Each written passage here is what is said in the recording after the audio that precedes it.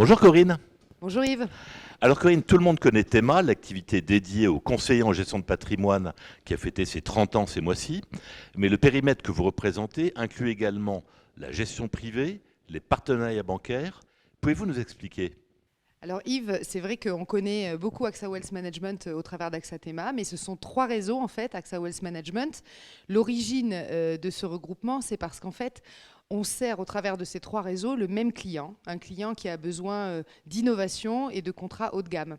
Et donc ça nous a permis, nous, eh bien, de fusionner en fait notre département offre, de créer une structure dédiée avec AXA Wealth Services comme back-office, de créer AXA Wealth Europe et finalement de créer tout un écosystème agile et autonome au service de ces trois réseaux. Les trois réseaux, donc, vous avez raison, il y a AXA Thema pour les CGP, il y a la gestion privée pour nos réseaux exclusifs, et puis il y a les partenaires bancaires. Vous le savez, les banques, elles représentent au moins 60% de la collecte de l'assurance vie. Et d'ailleurs, à ce sujet, j'ai le plaisir d'accueillir Cédric Héminger dans mes équipes, qui est directeur des partenariats bancaires. Alors Cédric, c'est à vous. Vous venez, après une très belle carrière auprès des conseillers en gestion de patrimoine, rejoindre AXA en tant que directeur des partenariats bancaires. Comment prenez-vous possession de votre poste et quels sont vos principaux enjeux?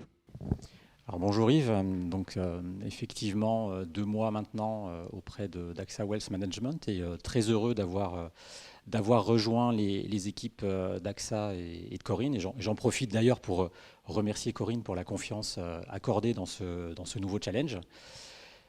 Comme Corinne l'a dit, les banques représentent 60 à 70% de la collecte en assurance vie. Les partenaires bancaires et financiers au sein d'AXA Wealth Management, c'est un tiers de la collecte et des encours. Donc c'est un axe de développement stratégique. Alors les enjeux pour moi sont à minima double.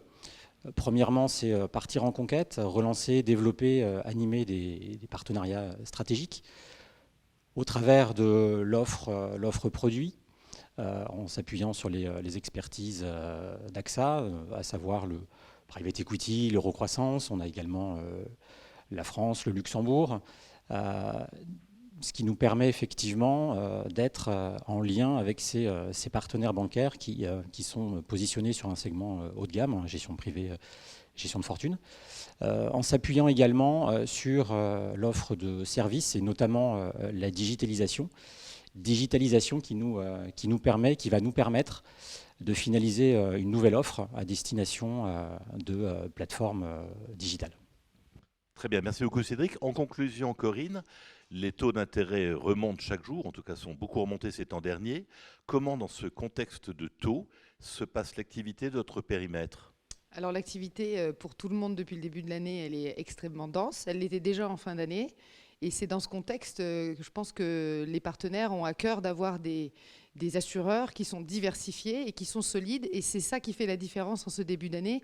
Et pour nous, AXA, eh bien, on voit à quel point justement notre marque est forte. Donc on a un début d'année qui est certes concurrencé par les comptes à terme, mais comme vous le savez Yves, on a la chance d'avoir AXA Bank et on propose à nos partenaires des comptes à terme quand ils n'ont pas cette solution.